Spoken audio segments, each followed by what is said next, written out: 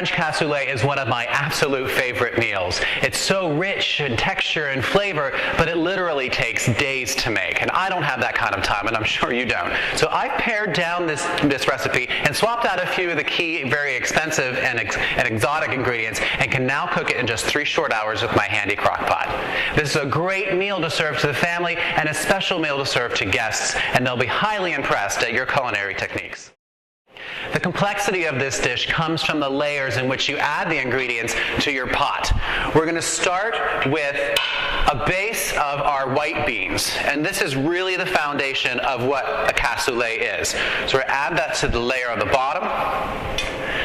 And then I'm going to place a couple of my chicken thighs with the skin facing down into the base of the beans and drizzle about half of my chicken stock on top.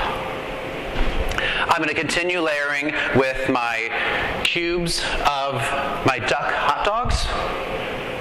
Add a few cloves of garlic in this layer, about 3. And half of my sprigs of my fresh herbs. And then simply repeat.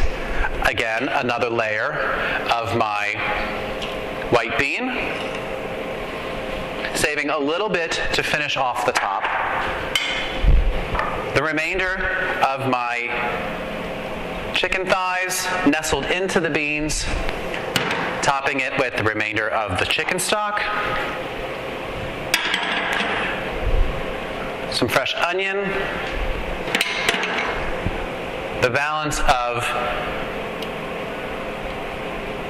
my hot dogs, and then I'm going to loosely chop up this bacon that I barely crisped up because I want to keep some of the fat from the bacon on top. And I'm going to add the balance of my beans to just coat everything really well so everything is submersed in the bean, and then I'm going to add my chopped bacon on the top. It's going to create a nice crispy layer on the top while it cooks and add a lot of great pork and smoked flavor.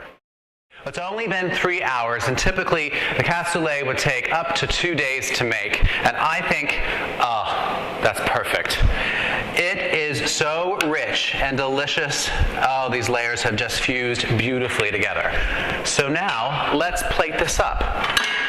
I'm going to take one of my chicken thighs and place it in the bottom of my serving bowl, and then add a great heaping spoonful of my beans and sausage, onions. Oh, this is fantastic. Oh, and that bacon is just perfectly infused.